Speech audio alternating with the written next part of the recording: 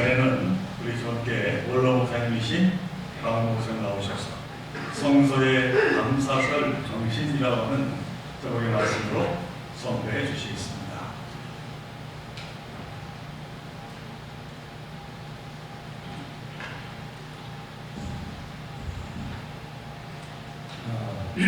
오랜만입니다. 사랑하는 소원교회 성도님들과 이 뜻깊은 추수감사절 예배를 함께 드릴 수 있게 돼서 개인적으로 너무 기쁘고 하나님께 감사드립니다.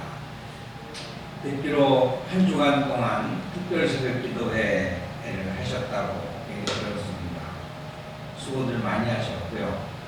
여러분들이 추수감사절 전에 한 주간 기도의 시간을 갖는 것은 한 해 동안의 우리 신앙생활을 돌아보면서 그다음 영적인 또 추수를 하나님 앞에 감사하는 그런 의미 있는 시간이었기 때문에 더 소중한 그런 새벽 기도였다고 생각을 합니다. 하나님께서 기쁘게 여러분들의 기도도 받으시고 오늘 드리는 추수감사절 예배도 그 어느 때보다 기쁘게 받으실 줄로 믿습니다.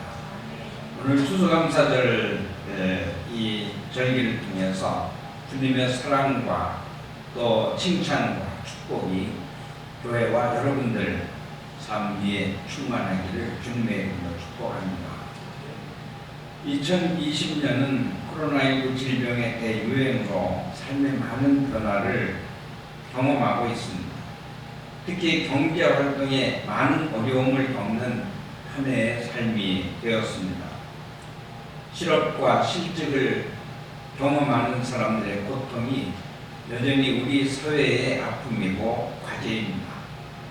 그래서 금년 추수감사절은 아무래도 풍요와 번영 가운데 감사하는 그런 감사절이 아니라 어려움과 고난을 이기면서 감사하는 그런 감사절이 되는 것 같습니다.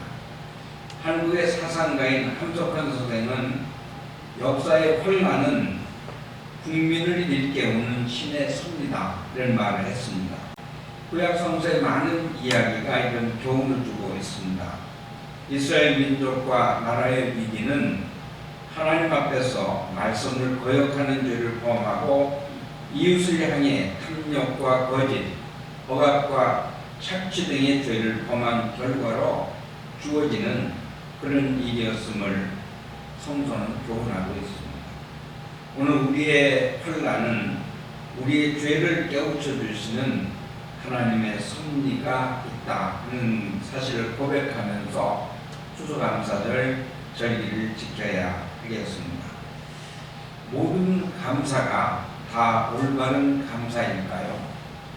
그동안 우리는 감사에 대한 말씀과 복에 대한 많은 설교를 들어왔습니다. 감사할 일이 있어서 감사하는 것 아니라 감사하는 노력을 하면 감사할 일이 생깁니다. 이런 가르침도 우리들이 수없이 들었습니다. 그래서 우리는 감사의 기도, 입도, 삶도 익숙한 그런 삶을 살다 보니 모든 감사는 다 좋은 것이다. 모든 감사한 것은 다 하나님이 기뻐 받으시는 헌금이다. 감사하는 생활은 다 존경받는 삶이다. 이런 생각을 합니다. 과연 그럴까? 이런 질문을 던지며 추수감사절의 바른 정신은 무엇이고 죄와 악이 담긴 감사는 어떤 것인가 하는 것을 묵상하는 시간 가지려고 합니다. 성서가 교훈하는 감사절 정신은 무엇일까? 오늘 주신 두 본문 말씀, 대표적인 감사절에 대한, 감사에 대한 교훈이 담긴 말씀이라 얘기할 수 있습니다. 그래서 먼저 신명기 16장 1절로 17절의 말씀을 묵상하고 그리고 신약의 마가복음 6장 30절로 44절 같은 마가복음 8장 1절로 10절 말씀을 묵상하면서 감사의 정신을 한번 새겨보려고 합니다. 신명기 16장 1절로 17절 말씀은 이스라엘이 광야 생활에서 장차 가나안 땅에 들어가 살 때를 미리 내다보며 주신 하나님의 말씀입니다. 한마디로 이스라엘 백성은 가나안 부족들과는 차별된 삶을 살라고 가르쳐 주신 말씀인데, 하나님은 가나안 땅에 들어가 살게 되면 세 가지 절기를 지키라 이렇게 교훈하십니다. 하나님이 제정해 주신 3대 절기는 6월절, 7.7절, 초막절입니다. 그런데 이 3대 절기의 공통점은 감사라고 얘기할 수 있습니다. 여러분들이 아시는 대로 6월절은 출애굽 전날 하나님이 행하신 일을 기념하며 해방과 구원의 은혜를 감사하며 지키는 역사적이고 종교적 의미를 지닌 감사절입니다. 7.7절은 한 해의 봄과 여름 사이에 추수를 시작하는 때를 기준으로 7주간 추수하고 그 다음 날인 50일 되는 날에 지킨 절기라 7.7절 이렇게 이름을 붙이는데, 이 절기에 육신의 양식만 주신 것 아니라 하나님의 말씀도 주셨습니다. 이스라엘 사람들이 인간다운 삶의 길을 가르쳐주는 십계명과 율법을 주셨습니다. 이 7.7절은 그래서 종교적, 경제적, 사회적 의미를 지닌 감사절입니다. 초막절은 한 해의 가을과 겨울 사이에 곡물과 땅의 수산물을 수확하고 저장하면서 하나님께 감사 예배를 드리는 절기인데, 수확하고 저장한다 하는 뜻에서 수장절이라고도 얘기합니다. 또 이스라엘이 애굽이나 광야에서 생활하는 동안 초막이나 천막 생활하던 때에 그 고난을 기억하고 그때도 구원하시고 지켜주신 하나님의 은혜를 기억하는 의미에서 초막절이라 부르고 있습니다. 이 초막절도 종교적, 경제적, 사회적 의미를 지닌 감사절입니다. 이 3대 감사절은 크게 두 가지 정신을, 감사의 정신을 담고 있습니다. 그 첫 번째 정신은 하나님께 감사하는 것입니다. 이스라엘 백성에게 해방의 구원과 말씀의 양식과 물질의 양식을 주신 하나님을 기억하며 감사의 제사와 예물을 드립니다. 그리고 하나님이 이스라엘 역사에서 행하신 일들을 기억하고 배웁니다. 감사절에 이러한 역사적, 신앙적, 경제, 사회적 의미를 배우는 그런 절기의 전통이 있습니다. 감사절 두 번째 정신은 감사의 실천입니다. 나누며 삶을 사는 것, 이것이 두 번째 감사절의 정신입니다. 가족은 물론 남녀 종들과 사회의 약자인 레위인, 떠돌이, 고아, 과부까지를 돌보고 그들과 함께 나누며 함께 즐기라 하는 것이 감사절의 정신입니다. 이 두 가지 정신 중에서 만일 하나의 정신이 결여된다고 하면 그것은 온전한 감사가 되지 못한다 하는 게 성서의 가르침입니다.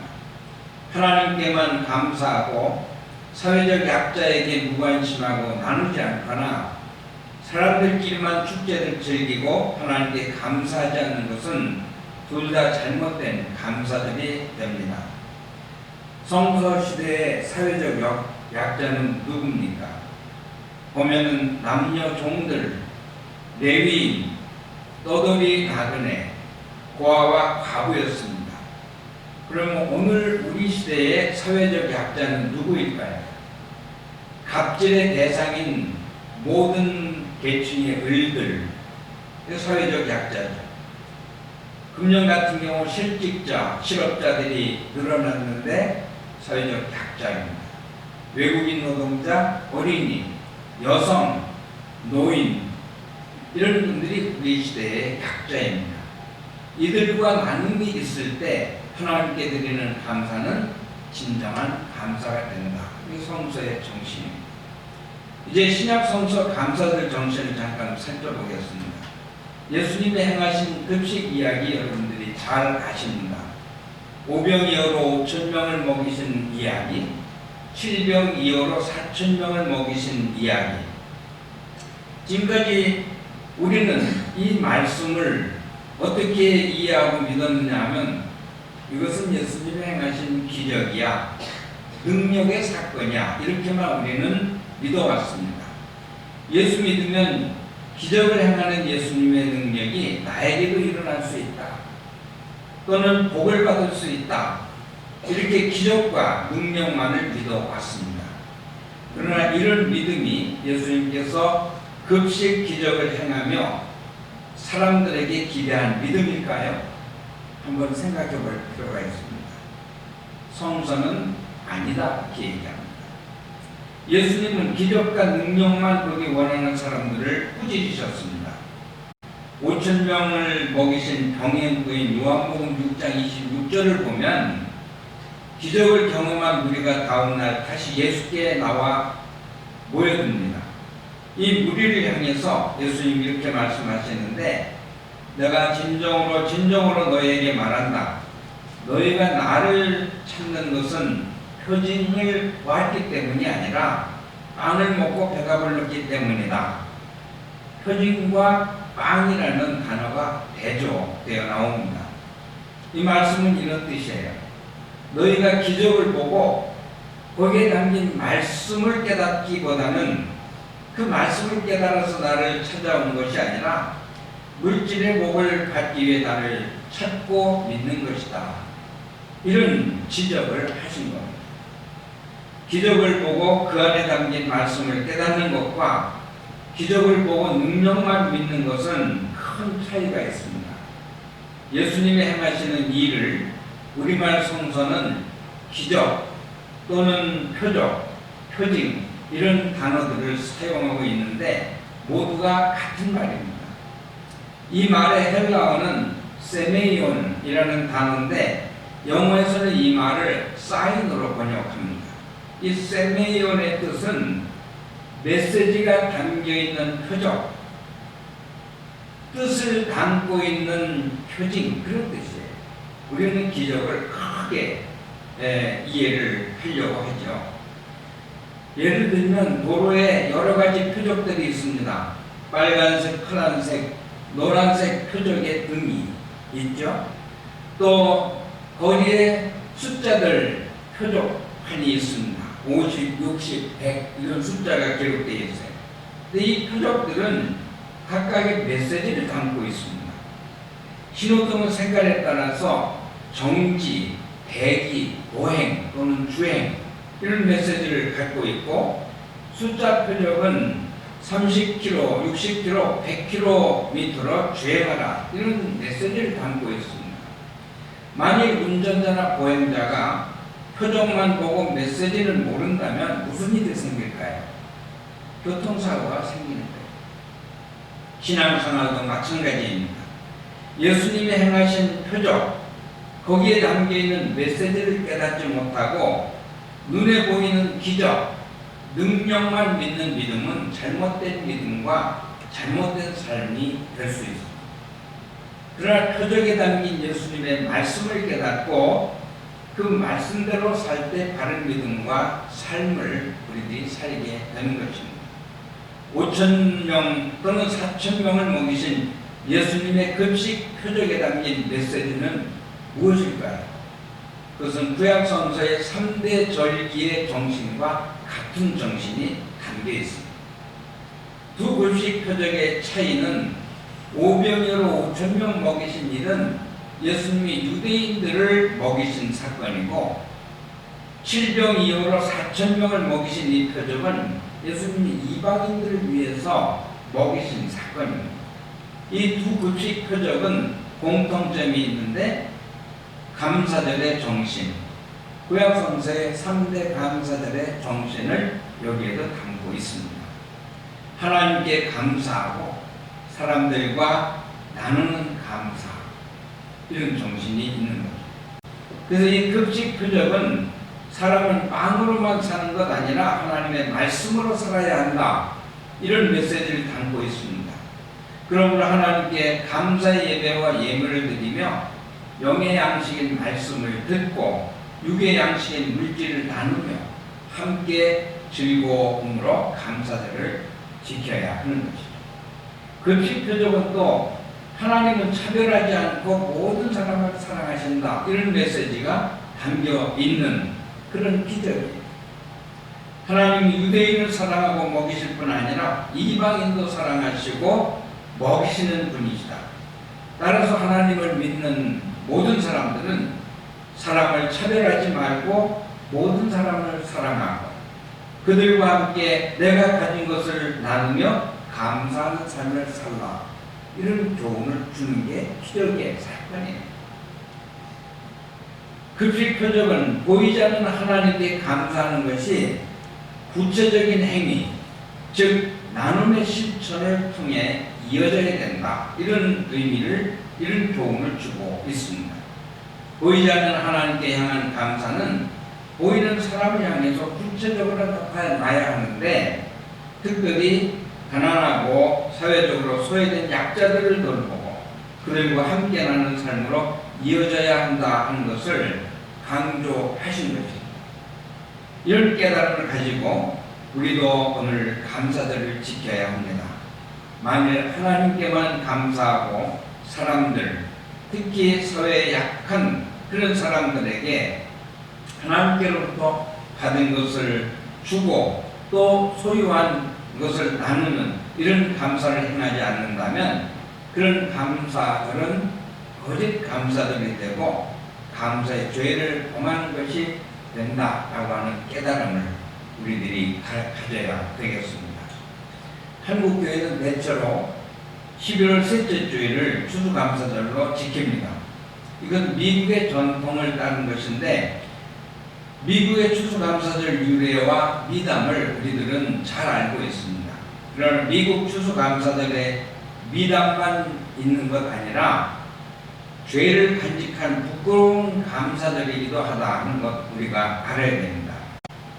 1620년 신앙의 자유를 위해서 신대륙을 찾아 나선 35명의 청교도들은 선장과 선원 66명과 함께 메이플라워를 타고 항해 끝에 그해 11월 11일 지금의 미국 보스턴 근처인 케이프 코드 북단 프로빈스타운에 도착합니다.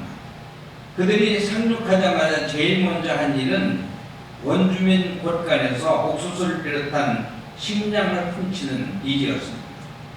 신앙의 자유를 찾아 나선 이들이었지만 굶주림 앞에서 도리가 없었던 것 같습니다.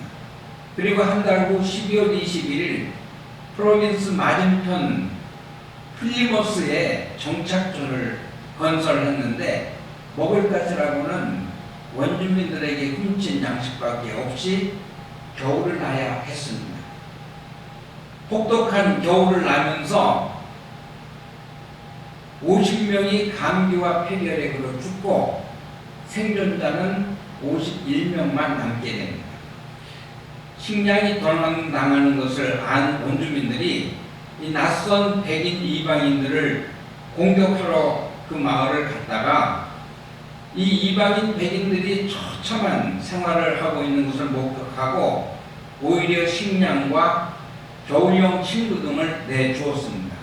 그래서 겨울나게 한 다음에 봄이 되자 원주민들의 도움으로 농사를 짓고 1621년 11월 마지막 목요일 첫 농사의 결실을 얻은 청교도들은 그들을 도와준 원주민 마소이 부족의 축하를 받으며 감격의 축제를 벌였습니다. 이것이 미국 추수감사절의 유래가 되는 일이었어요.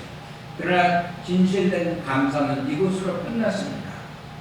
그 후 청교도들이 세운 미국의 역사는 원주민들의 땅과 삶의 터전을 빼앗는 역사였습니다. 백인들은 자기들 때문에 밀려나고 쫓겨난 원주민들에 대한 배려와 감사를 망각하는 그런 역사를 만들었습니다. 지난 2005년부터 북아메리카 원주민 3,000명 가량의 사람들은 미국의 추수감사절에 맞추어서 인디언 권리운동의 성지인 샌프란시스코의 알카트라즈 섬을 방문합니다. 추수감사절을 축하하기 위해서가 아니라 애도하며 미국 추수감사절의 흑역사를 알리기 위해서입니다. 링컨이라는 이름을 가진 한 인디언은 미국의 흑역사에 대해 이런 비판을 했습니다. 백인 이주민들이 1492년 크리스토퍼 콜럼버스가 동부해안에 처음 도착했을 때부터 이들은 테러리스트였다. 이제 그들은 이라크와 다른 나라에서 똑같은 짓을 저지르고 있다. 이렇게 미국의 역사를 포괄했습니다. 또 이 사람은 미국의 추수감사절 축제에 대해서도 이것은 추수감사절 Thanksgiving Day가 아니라 추수강탈절 Thanksgiving Day라고 비판을 했습니다. 앞에서 살펴본 대로 그리스도교의 성서적 감사절은 내가 받은 것, 내가 소유한 것을 하나님께 드리고 사람들과 나누는 주는 감사절 Thanksgiving Day입니다. 감사절이 강탈절이 될 수도 있다는 사실에 우리는 눈을 떠야 합니다. 남의 것을 빼앗고 줘야 할 것을 주지 않고 노동력은 착취하되 임금은 덜 주고 사기쳐 다른 사람의 돈을 갈취하고 대통령이나 국회의원이라는 권력을 이용해 사익을 챙기려고 법까지 만들어서 부동산 투기를 하고 주가 조작을 통해 개미 투자자들의 돈을 빼앗는 이런 일을 행하면서 하나님께만 감사하는 것은 강탈 감사절 Thanksgiving Day다 하는 걸 우리들이 깨달아야 됩니다. 검사장이란 지위를 이용해 후배 여검사를 성추행하고 교회 나가서는 강단에 서서 신앙 간증을 하는 이런 감사는 강탈 감사입니다. 이런 감사를 하나님이 기뻐하지 않는 감사의 죄가 되는 것을 깨달아야 합니다. 추수감사절 오늘 이 아침 하나님 앞에 드리는 우리의 감사 예배와 감사 예물이 하나님이 기뻐하실 감사가 될지 그 반대가 될지를 생각하며 감사의 죄를 찾아 회개하면서 오늘 예배를 드려야 하겠습니다. 감사, 이 thanks는 생각 없이 하는 것이 아니라 think, 생각을 통해 깨닫고 깊어지는 것이기 때문입니다. 그동안 우리는 빵의 축복, 물질의 축복만 기억하며 감사하는 것에 익숙해져 있습니다. 감사를 지키면서 빵만이 아니라 말씀을 듣고 말씀대로 살면서 인간다워졌던 우리들의 삶을 감사하는 그런 성숙한 그리스도인들이 되어야 하는 것입니다. 감사가 하나님께 드리는 것만으로 끝나는 것 아니라 내 가족은 물론 사회 약자들에게까지 주고 나누는 삶으로 이어지는 성숙한 그런 감사가 되어야 합니다. 감사에도 죄가 있다는 말씀에 머리를 한 대 맞은 것 같은 깨달음을 가지고 감사들 정신을 간직하고 사는 우리 초원교회와 성도님들 되시기를 주님의 이름으로 축복합니다. 잠깐 기도드리겠습니다. 고마우신 하나님 아버지, 어려운 한 해를 살아온 저희입니다. 그러나 하나님은 금년에도 변함없이 우리를 사랑하시고 은혜로 이끌어 주셨음을 크게 깨닫고 감사드립니다. 주신 말씀을 거울 삼아 그동안 우리가 지켜온 감사들을 돌아보게 하심도 또 감사드립니다. 감사는 무조건 다 좋은 것인 줄 알았는데 감사에도 죄가 담길 수 있음에 크게 놀랍니다. 하나님께서 주신 말씀대로 예수님이 몸소 실천하신 감사의 상대로 감사들 정신을 바로 깨닫고 사는 저희들이 되게 하여 주옵소서. 예수님 이름으로 기도드립니다.